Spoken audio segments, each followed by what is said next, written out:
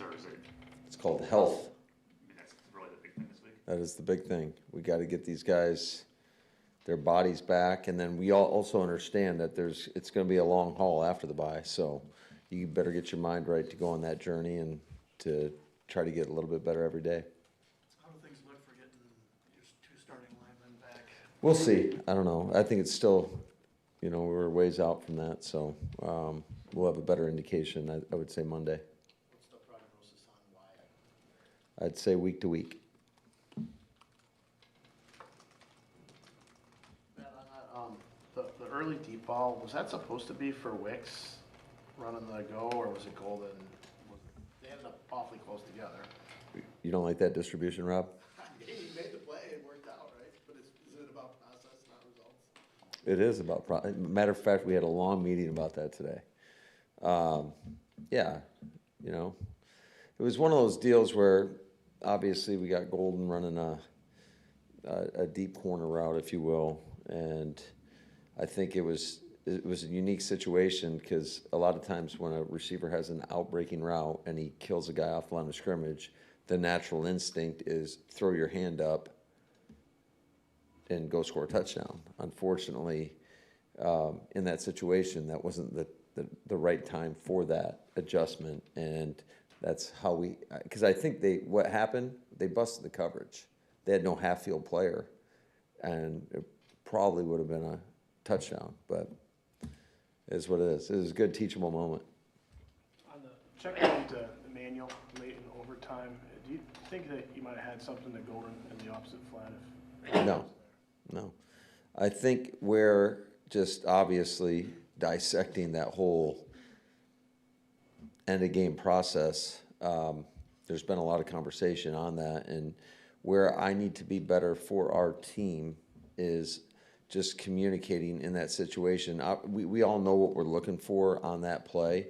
We're looking for the same response that we got the previous play when Diggs, they really weren't quite aligned, and he shot the when we threw the flat route out to Golden, and he shot his gun and went and made the tackle, and if we would have had the pump on that play, we would have walked in the end zone. So where I've got to be better is to just tell Jordan, hey, it's either there or throw it away, because obviously we got ourselves in a situation that we don't want to be in, where it's an on-the-ball last play attempt, which we have plays for those situations. It's just we didn't execute the play that we have for the situation because we hadn't, in my opinion, we haven't put our players through that enough times where it's just automatic. So it's unfortunate. It's a tough learning lesson for us, but it's one of those things that you can't just practice every once in a while. That needs to be a part of practice every week if you want our guys, because in those critical situations, you got to be flawless. I mean, we went to what we call, it was an on-the-ball ozone situation, which don't come up very often, but when they come up, they matter because it's the most critical point of the game. And to not execute that in that situation, that was tough to watch. All right, so it's your fault for not telling Jordan to throw the ball away if it's not there, and he throws the check down, and that puts you in that situation. Once that has happened, what are the guys supposed to do? Because from the outside looking in, it didn't look like there was the urgency that was required. The urgency that was required didn't happen previous to that as well, which gets into the process of we ran a play out of the 2-minute, and then we huddled up. And we called a play. We thought they were going to be in cover 2. They played man coverage. We hit Rome on a slant. And at that point is when, in my mind, it's 2-minute. We operated out of a different 2-minute formation. So I would say this, where we have to clear up the communication is when we're not in 2-minute mode and then you jump into 2-minute mode, everybody on the field has to know that. And they have to operate as such. And we were operating more of our, no huddle tempo, which isn't warp speed, whereas 2-minute is got to be warp speed. And it just wasn't, it's a bad look, quite honestly. And, that's why you get a bad result as well. But it's just the communication and process have got to be cleaned up because we can't allow that ever to happen again. Does the quarterback, is he responsible for getting everybody, let's go? I'm responsible for that. Now, so Jordan comes off after the incompletion that leaves the 1 second left, and you're not ranting and raving and yelling at him, but you can see on the TV, you talk to him. So what's the message there?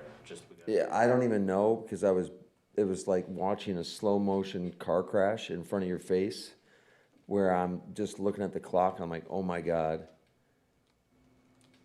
there's going to be no time left.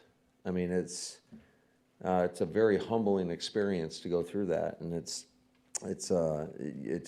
unacceptable, quite honestly. So, and there's nothing we can do about it now other than we better learn from it, everybody. I'm sure it'll be a teach tape for around the league, to be honest with you. On the block extra point,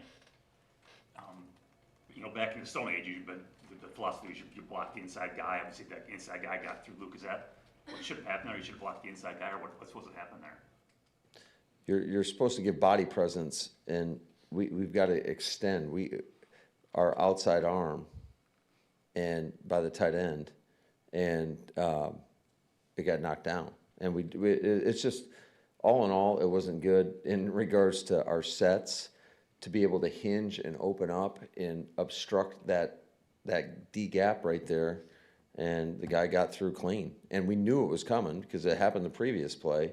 they just didn't get down as clean, or didn't get through as clean, because we got a piece of the man with our arm.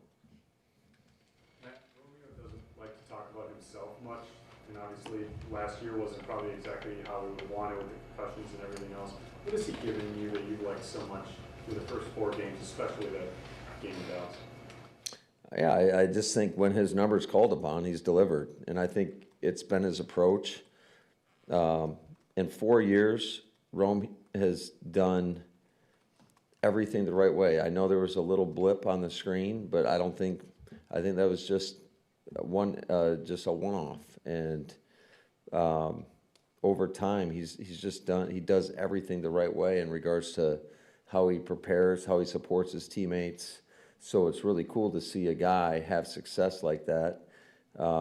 And I would expect that to continue because he approaches the game the right way. He comes to work every day with the right mentality. He puts the work in. He does extra work. He does all the little things required, I think, to help you become the best version of you. And it's really cool to see. Matt, the old saying about you get what you emphasize, you guys have emphasized takeaways like crazy, and yet you're sitting here with 2 interceptions. How is that possible? It's a great question.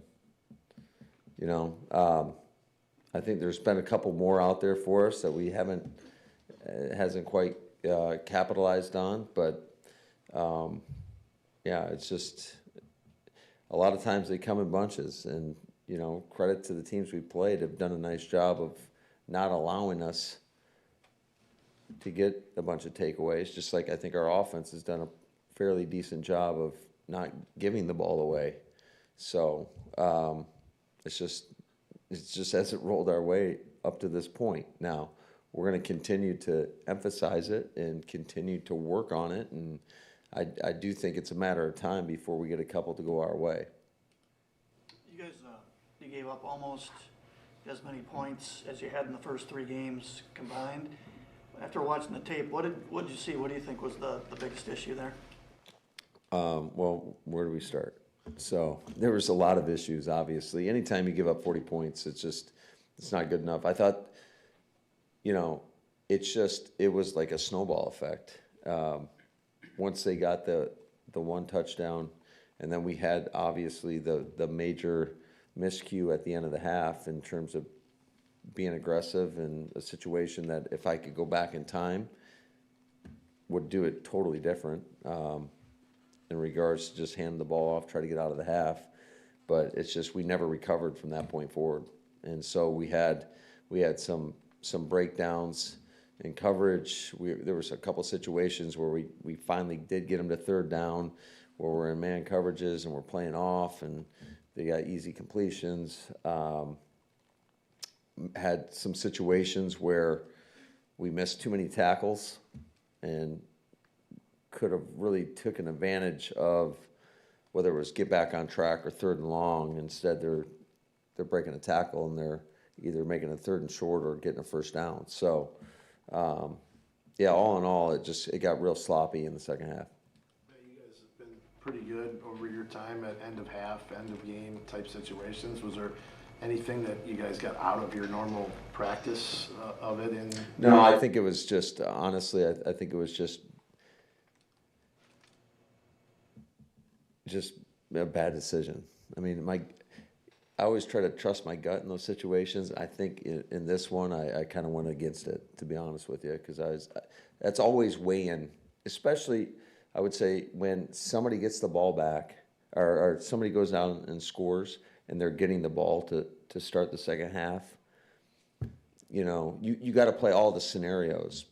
And when we received the kickoff, wasn't anticipating getting on the 20-yard line, but they did have 3 timeouts, so I knew we had to get a 1st down. We had to get a 1st down. Once we got the 1st down, we popped the timeout. I think we were on the 31-yard line or something like that, 31, 32-yard line. And then we had a false start, and at that point, should have just shut it down, and I didn't. You talking about starting at the 20, was there anything, I mean, those kicks were pretty well placed. basically bouncing just short of the goal line. Was there anything Savion or any of those guys? Yeah, I think we got to field those. And I mean, yeah, we've got to make every attempt at least to try to catch those in the air, because, I mean, that's a drastic difference when you're talking. Most of these returns are going out to at least the 28-yard line. You're talking a difference of 8 yards at a bare minimum, in my opinion. I think we'll get it out every time past the 30. So, yeah, we got to field those. We got to be better in those situations. Speaking of returners, what's the thinking on your end of going with Golden, who's never returned punts in his life, he said, and Savion, who returned some kickoffs as a freshman in 2020? That's two young guys in a really key spot. Because we feel like they give us the best chance at being successful. So it's just one of those deals where you'll take your lumps. I think so. Yeah, I think so. I think, you got to get experience one way or the other, and it's not. They do a great job in practice. I think that's ultimately. I get it. Game's a little bit different in practice, especially when you're catching kicks, because in practice nobody's going to blow you up, and then in a game, we all saw what happened to Golden. I mean, he got thumped pretty good. I did think his pop-up game was on point, though. He showed some toughness. I mean, I would talk to him about it today. I was like, man, I didn't think you were going to get up. But he's a tough guy. And I think we've got a lot of confidence in both those guys and belief that they're going to continue to get better and better. As a whole, with your special teams, what do you think it'll take to fix the issues that have propped up? Do you have to coach it differently, or anything have to change there? What do you think it will take? Well, we shuffled around. I mean, the glaring ones is the blocks, right? You had a block field goal, then you got a block PAT, and certainly those were, huge plays. I don't want to say it's never one play why you win or lose. Obviously, those were pretty big plays in the game. But we shuffled some personnel around. I thought it was really encouraging to see us hit a 53-yarder, to send it into overtime, and then to come back and hit a game-tying field goal in overtime. So I think if we can just clean up those catastrophic errors, which that's a big if, we'll be in a lot better spot. And I'm confident that we shuffled around some personnel, and it looks a lot cleaner right now. Speaking of special teams, is McManus okay? Yes. Okay, so like when he kicked that field goal, it was kind of an awkward reaction from him. Yeah, I think it's from the 2 tackles he had on kickoff. I know it's a bang play, but watching the game-tying field goal, was that one close to being a block too, or was I just seeing things there? Yeah, I think you were just seeing things. I was having a conversation with somebody about this. The first one was close to being blocked, the first PAT. And then the second one got blocked, and then we went with we shuffled some guys around. What are the odds of scoring on 4th and 16? It's 4th and 16? Yeah, the last play from the 16. That's a great question. I'm sure you know the answer, though, Pete. You're asking. I don't. I was just talking about this with somebody about kicking or going for it, and Somebody said they'd go for that? yeah. Interesting. All right. Let them come up here and answer questions after the game. Speaking of, It's great if it works out, but, I mean, I would say it's probably less than 5%. It's just my guess. speaking of fourth downs, you had the 4th and 2 in the first half. You took the delay game and punted all that. I assume there was some thought of going for it. Why didn't you go for it? Obviously, it worked out. No thought of going for it right there. Okay. Because obviously you punted and it kind of works out for you. I know you got this. I know some of our guys wanted us to go for it, but here's the deal. If that happened in the second half, based on the complexion of the game, I probably would have had a different decision. In the first half, the way our defense has been playing up to this point, and with the kicker they have, Aubrey, I mean, you're already in field goal range for him. So, hindsight's 20/20. Had I known the game was going to go the way it was going to go, would have gone for it. But unfortunately, you just don't have have that foresight of all the time of how the game's going to go. So I follow up on that. So the way the defense played on Sunday, do you have to kind of rethink future No. decisions on that? Or I think, I don't want to say no. I don't think anything's an absolute. I think every game is its own game, and you got to judge based on the flow of the game, who you're going against, who do they have. I'd say there's a lot of layers to it, a lot of factors in determining whether or not to go for it in those situations. Matt, big picture, I know it's a week-to-week league, right? But the first 2 weeks, you look like a damn good football team. And then things go the way they did in Cleveland, and then obviously Sunday night. Do you have a good feel for what your team is, or did you find yourself trying to figure out if they're different than what you thought? Like, what has it been like to see the 4 weeks play out the way they have? Yeah, right now it feels like kind of like a kick in the gut. It definitely feels more like a loss than anything else.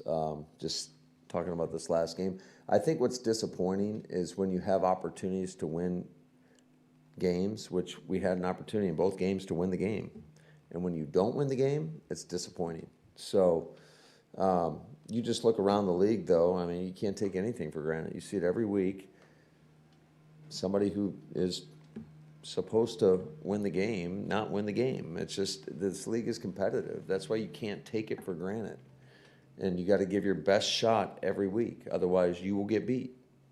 So do you still feel like you've got a really good team, and you have to figure out how do you make sure that your guys play that way every week, or what do you kind of? Yeah, I mean that's what we're always trying to do. It's not like any of these guys want to go out and play bad, or we make mistakes. It's not we're not playing the game to lose the game, but yeah, you just I don't know. It's just when given opportunities, you got to maximize them. You got to capitalize on them, and when you don't, you feel like how we feel right now. So I think this will be a good reset for us, and then we'll get back together on Monday and get on to Cincinnati.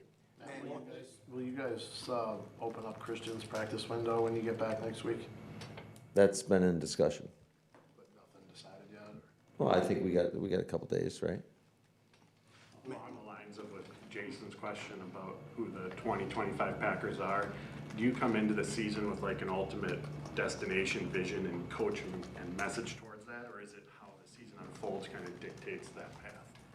No, I think we all have the same. If you feel like you have a team that's capable, I mean, every team in the league comes in and says they're chasing the Lombardi, right? And it's just, but it's a process to get there. And I don't expect us to play our best football in September. We've got to get better. I'm more worried about getting better each and every game. And you can look at our record right now. We're 2-1-1. Are we disappointed we're not better? Absolutely. But I still think even in the 2 games that we won, I don't think we've put together a full game of complementary football. So we've got to somehow, some way, be able to do that collectively in all 3 phases where we're putting our best out there. But you see it, the majority of these games are going down to the last minutes of the game. That's just how the league is. And you got to give Dallas a ton of credit. I mean, that is a damn good offense. I mean, they're statistically, I don't know where all the DVOA nerds are out there, but statistically, they're one of the best offenses in the league. And then the week before, you're going against one of the best defenses in the league. So we've got to somehow find a way that when you're playing somebody else's strength, like you got to hold up your end really in every phase to find a way to win the game. Matt, Micah, he was in the press conference, obviously very, frustrated in just how the game played out. What can you say about just his mindset and how he's handled everything, and even just, not dealing with the emotions of going back to Dallas? He's been great. I mean, he's been outstanding since he's got here. And the guy comes in, he goes to work, and I see him being a good teammate. He does a great job of getting that whole D line together, you know, doing things outside of the building, which I think is important for them just to establish, you know, that connection, I would say. He's been awesome. What did you like about your run game in the second half? That we gained some yards, finally. I mean, it's been a struggle. We all know that. I think, you know, running the football can be interesting at times because a lot of times early on you might not get many yards or it's tough sledding, and then also it's kind of like just a boxing match when somebody's throwing body blows, and then you just kind of soften them up as the game goes, and I thought that's kind of what happened in the game, and then we took some advantage of some of the lighter boxes they were playing. They played a bunch of shell, probably played a little bit more man than we were anticipating, just based on what they had shown on tape, which I've come to learn that you just got to know what they have in their arsenal and have answers for whatever it is going to come your way. But I just thought I thought our backs ran hard. I thought our guys were coming off the ball up front, and I still think there's more out there for us. But I was happy to see it kind of get going as the game progressed. Thank you, guys. You guys good? Thanks. Anybody else have anything? No? All right. See you later.